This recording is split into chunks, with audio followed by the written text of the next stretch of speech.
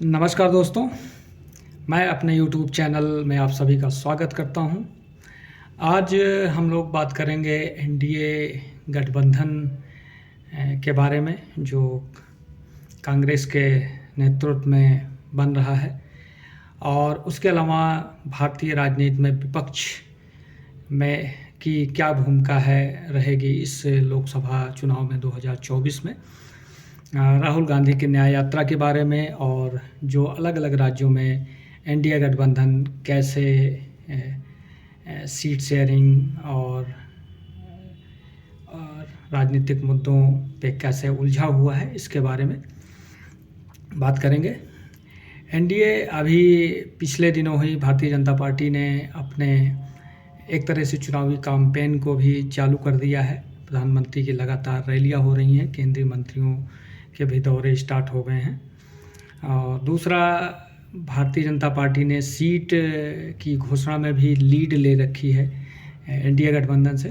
कल ही 195 सीटों पे भारतीय जनता पार्टी ने अपने उम्मीदवारों की घोषणा की है।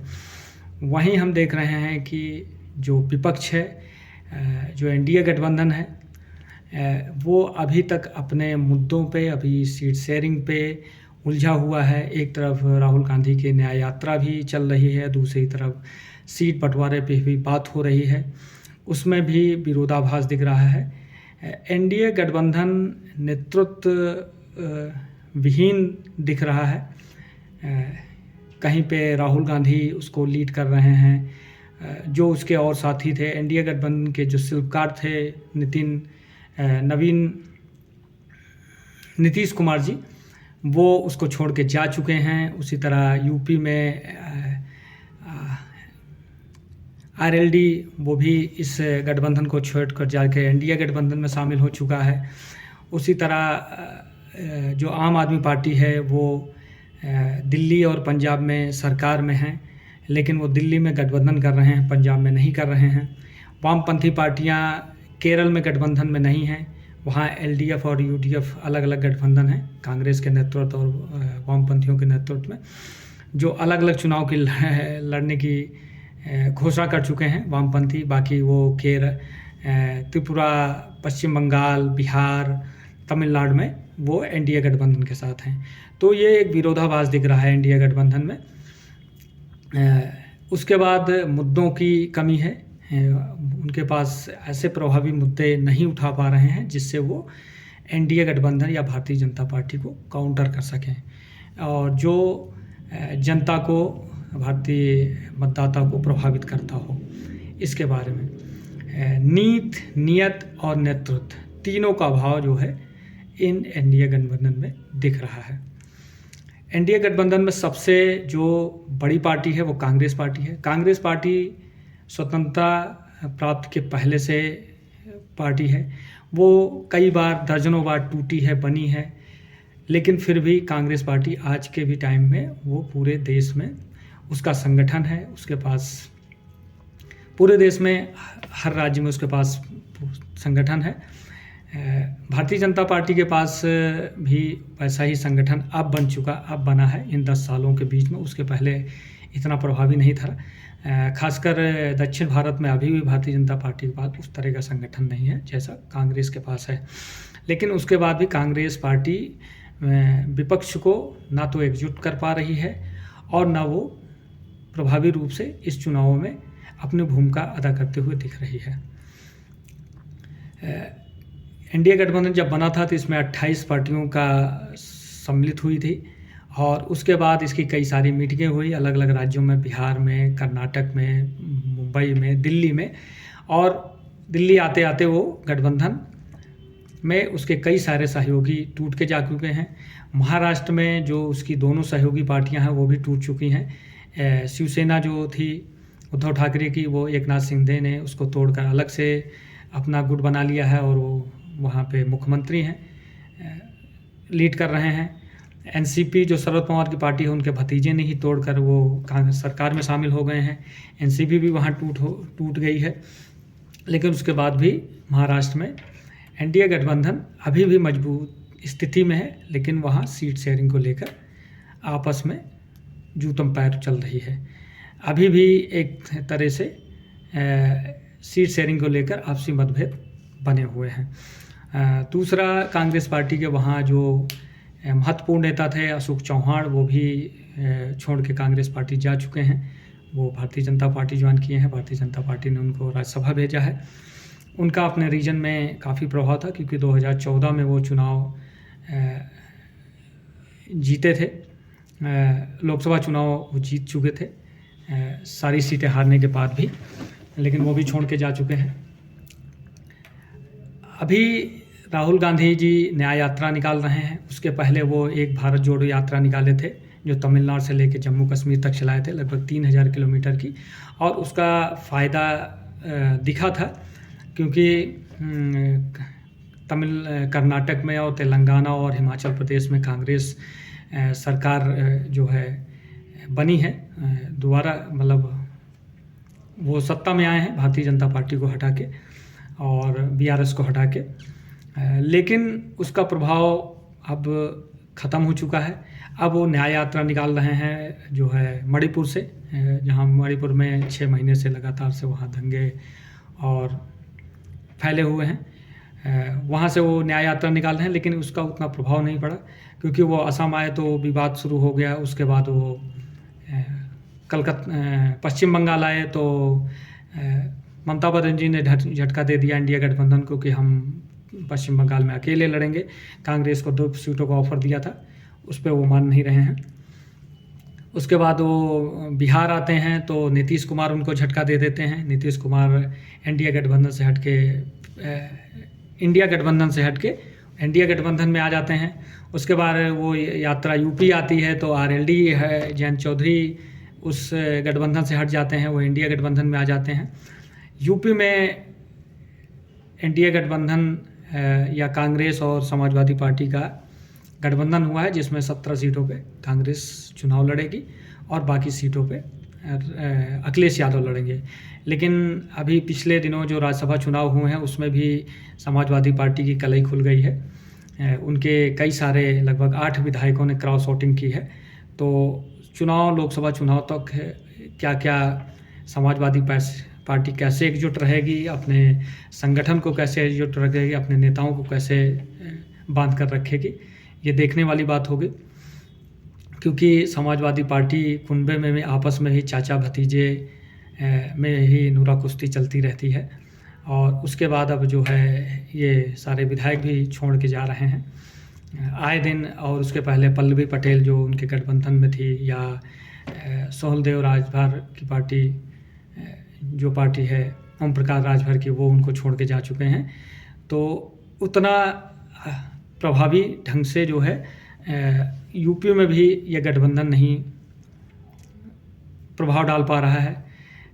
इस गठबंधन की जो बिहार और महाराष्ट्र ऐसा 2 राज्य हैं जहाँ पे ये कुछ अच्छा कर सकते हैं, लेकिन अगर ये सम्मिलित रूप से और सही से मुद्दों को उठाएं, सही से प्रत्याशियों का चयन हो तो ये यहाँ अच्छा कर सकते हैं इन 2 राज्यों में जो उत्तर भारतीय राज्य हैं। बाकी महाराष्ट्र, मध्य प्रदेश, गुजरात, राजस्थान, छत्तीसगढ़, झारखंड, यूपी और हिमाचल प्रदेश में देखा है कि अभी राज्यसभा चुनाव में कैसे क्रॉस वोटिंग हुई है और वहाँ के पूर्व मुख्यमंत्री के बेटे और पत्नी कैसे बागी रुख अपनाए हुए हैं, प्रतिभा सिंह और विक्रमादित्य सिंह। उन्होंने मंत्री पद से इस्तीफा भी दे दिया है और वो सरकार कब तक अपने पैरों पे खड़ी रहेगी ये भी देखने वाली बात होगी। क्योंकि उसके 6 विधायक क्रॉस वोटिंग किए थे, उसके बाद कई सारे वो विक्रमादित्य भी अपने पोर्टफोलियो से जो मंत्री पद था उससे इस्तीफा दे चुके हैं। उनको मान मनोबल चल रही है, लेकिन कैसे कांग्रेस पार्टी उसको जो है हैंडल करेगी ये देखने वाली बात होगी। तो इन सब राज्यों में देखा जा रहा है कि एनडीए गठबंधन बहुत ज़्यादा प्रभाव डालने की स्थिति में नहीं होगा। जिस हिसाब से एनडीए गठबंधन की बना था और वो अगर कायम रहता, सारी पार्टियां एक रहती, तो भारतीय जनता पार्टी और एनडीए गठबंधन को वो टक्कर दे सकते थे। जो आज भारतीय जनता पार्टी एनडीए गठबंधन 400 प्लस की बात कर रहा है, वो शायद नहीं होता। लेकिन अब जिस तरह से ये चुनाव माहौल बदल रहा है और लगातार भारतीय जनता पार्टी उस पे लीड ले रही है, चाहे वो मुद्दों के ऊपर हो, चाहे रैलियों के ऊपर हो, या अपने प्रत्याशियों की घोषणा हो, इन सभी, या आजकल के जो चुनाव है वो आधा से ज़्यादा चुनाव सोशल मीडिया पे लड़ा जाता है, वहाँ भी एनडीए गठबंधन लीड ले रहा है। तो ये इसको कैसे काउंटर करेंगे इतने कम समय में, क्योंकि 15 मार्च तक शायद चुनाव आयोग जो है चुनावों की घोषणा भी कर दे। इसी तरह केजरीवाल जी हैं, जो 2013 में 12-13 में आंदोलन से निकली हुई पार्टी थी, लोगों से बहुत आशाएं थी इनसे, लेकिन इन्होंने जिस तरह की राजनीति की है और उससे लोगों को कहीं ना कहीं धक्का लगा है। जो ईमानदार राजनीति करता है या जिसको लगता है कि हाँ ये आदमी आया है तो ये बदलाव लाएगा, तो बदलाव तो नहीं लाए, लेकिन ये खुद बदल गए। इन्होंने जो जो बातें की उस बातों से पलट गए। पहले आए तो ये एक छोटी सी कार में चलते थे, उस गाड़ी नहीं लेंगे, बंगला नहीं लेंगे, सिक्योरिटी नहीं लेंगे। सरकार में आ गए, कांग्रेस को गाली दे के सत्ता में आए। उसके बाद कांग्रेस के साथ ही इन्होंने 49 दिन की, हाँ एक कम 50 दिन की सरकार चलाई। उसके बाद बहाना बना के इन्होंने इस्तीफ़ा दे दिया। फिर ये लगातार 3 बार ये दिल्ली में सरकार चला रहे हैं। आए दिन इसकी एलजी और केंद्र सरकार से भिड़े रहते हैं। केजरीवाल ईमानदार, कट्टर ईमानदार बोलते हैं अपनी पार्टी को, अपने को। इनके ऊपर बहुत सारे आरोप लग रहे हैं भ्रष्टाचार के। शराब घोटाले में इनके उप मुख्यमंत्री मनीष सिसोदिया और संजय सिंह जेल जा चुके हैं। इनकी हाई कोर्ट, सुप्रीम कोर्ट जमानत अर्जी खारिज कर चुका है। आए दिन ईडी अरविंद केजरीवाल को नोटिस भेज रहा है, और कब उनकी गिरफ्तारी हो जाए या कब उनको ज़बरदस्ती पूछताछ के लिए बुलाया जाए, कहा नहीं जा सकता। इनके एक और मंत्री हैं, स्वास्थ्य मंत्री, जो सत्येंद्र जैन हैं। लगभग 2 साल से ज़्यादा टाइम से वो जेल में बंद हैं मनी लॉन्ड्रिंग और भ्रष्टाचार को लेकर। तो एक भ्रष्टाचार के खिलाफ मूवमेंट से उभरी हुई पार्टी कैसे भ्रष्टाचार के गर्त में डूबती जा रही है, इससे जो आम मतदाता है या उसको कितना आघात पहुंच रहा है, इसकी कल्पना भी केजरीवाल जी नहीं कर सकते हैं। पंजाब में भी इन्होंने नए नए सख्त दिखाए, और वहाँ भी कांग्रेस पार्टी सत्ता में थे, उसको हटा के वहाँ भगवंत मान के नेतृत्व में सरकार चल रही है। लेकिन जब से ये सरकार आई है, आए दिन वहाँ पे कई टारगेट किलिंग हो चुकी हैं। खासकर वो जो गायक था सिद्धू मूसेवाला, हाँ शायद यही नाम है, उसकी हत्या हुई। उसके बाद और कई सारी हत्याएं हुई हैं, नेताओं की भी हत्याएं हुई हैं। उसके अलावा खालिस्तानी मूवमेंट भी वहाँ आए दिन सुनाई देता है कि वहाँ पे उसको लेके बातें चल रही हैं। किसान आंदोलन जो अभी स्टार्ट हुआ है पंजाब में, आके सिंधु बॉर्डर पे किसान बैठे हुए हैं, उसमें उसके भी पीछे कहीं ना कहीं आम आदमी पार्टी का हाथ बोला जा रहा है। वो उसको बैक एंड से सपोर्ट कर रही है केंद्र सरकार के उसमें। किसानों की मांगें जायज़ नाजायज़ हो सकती हैं एमएसपी के लेकर, क्योंकि किसान, भारत का किसान थोड़ा दबाव में है। लेकिन इस सरकार ने 10 साल में के बीच में काफ़ी बार एमएसपी भी बढ़ाई है, किसानों को 6,000 रुपये की आर्थिक मदद भी दे रही है और बहुत सारी योजनाएं चला रही है। लेकिन उसके बाद भी किसान को जो किसानी जो फ़ायदे में होनी चाहिए वो नहीं है। तो उस पर एक ईमानदार तरीके से बात की जा सकती है। लेकिन जिस तरह दिल्ली को घेरना, पिछली बार जो किसान आंदोलन हुआ था, इसमें कैसे घटनाएं हुई हैं, लाल किले पे चढ़ के झंडा फहरा देना, भारतीय झंडा वो करना, अपमान करना, दिल्ली के अंदर कैसे अराजकता फैलाना, तो इससे कहीं ना कहीं जो आम जनमानस है या आम आदमी है वो इस से नहीं जुड़ पाता। पिछली बार की वजह से इस बार उस किसान आंदोलन को उतना ज़्यादा समर्थन नहीं मिल पाया, और ख़ासकर यूपी और हरियाणा के किसानों ने इसमें उतना भाग नहीं लिया। छोट मोट 2, 4, 10, 20 किसान अगर गए हों तो कहा नहीं जा सकता। और पंजाब में कांग्रेस को केजरीवाल जी ने झटका दे दिया है, वहाँ पे वो गठबंधन नहीं कर रहे हैं।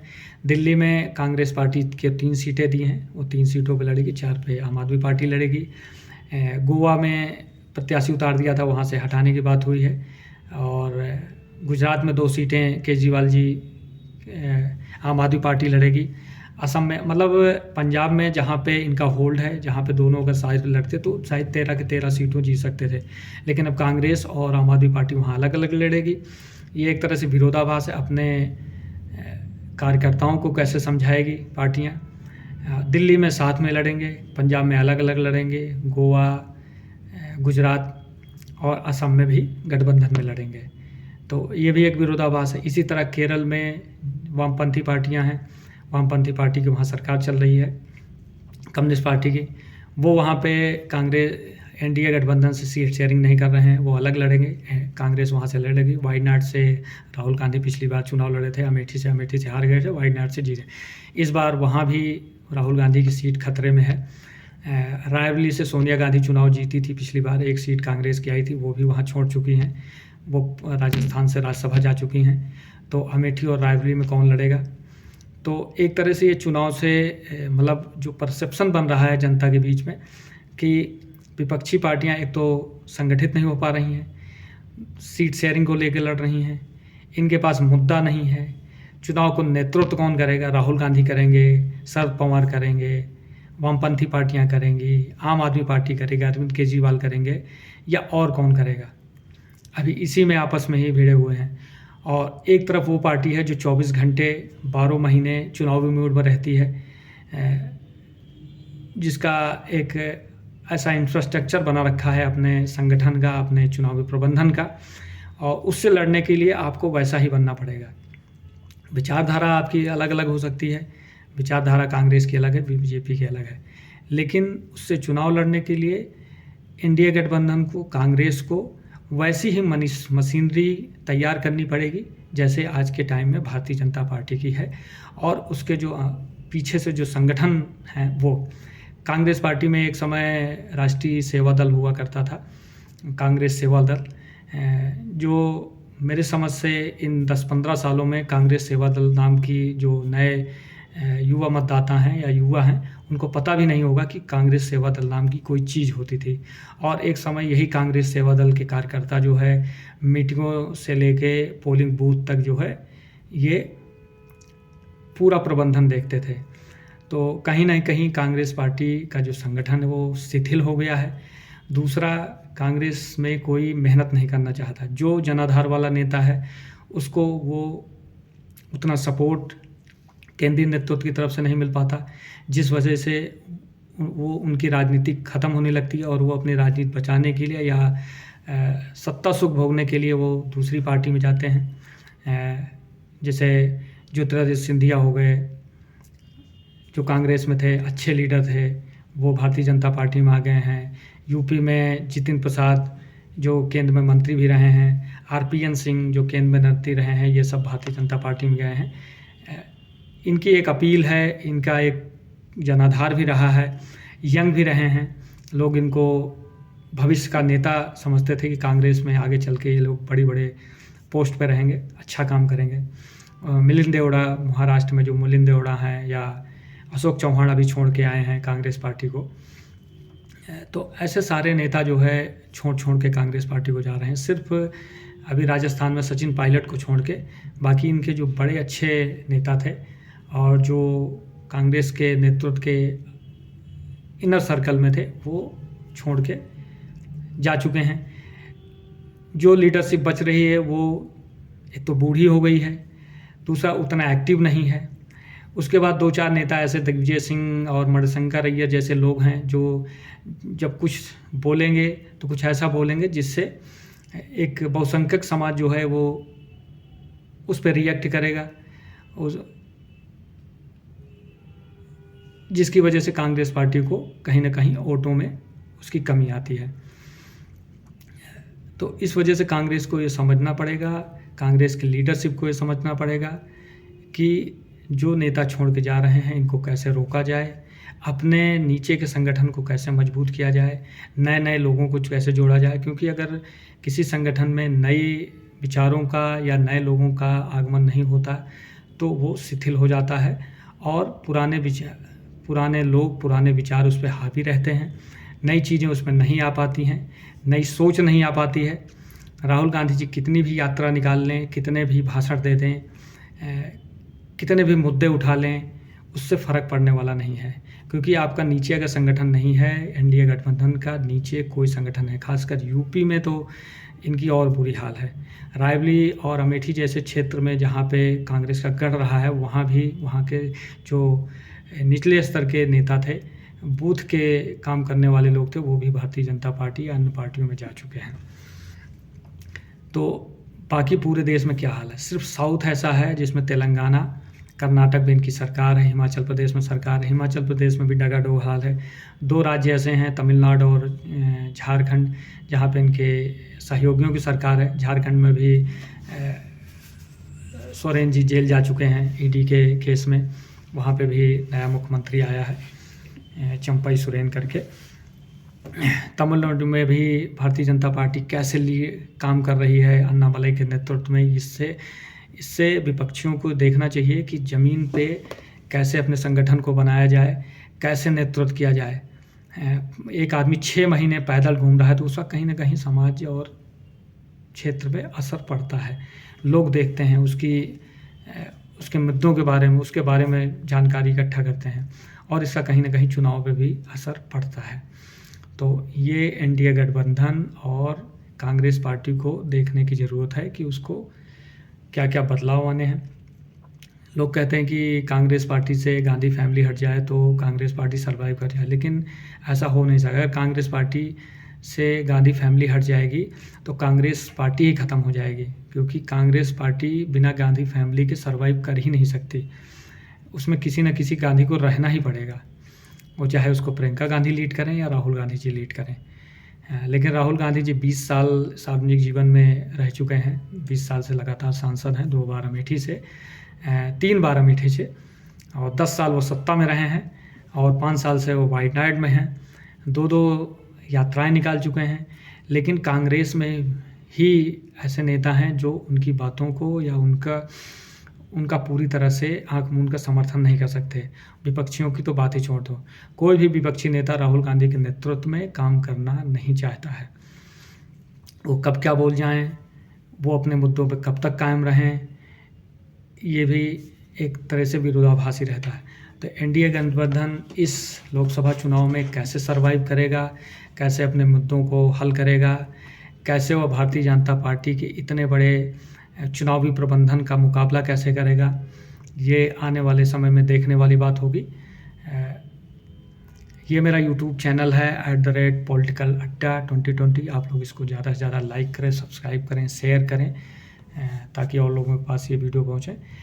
मैंने ये सीरीज चालू की है लोकसभा चुनाव 2024 के लिए, तो अभी ऐसे कई सारे वीडियो समय समय पर आप लोगों के पास आते रहेंगे। जय हिंद, धन्यवाद।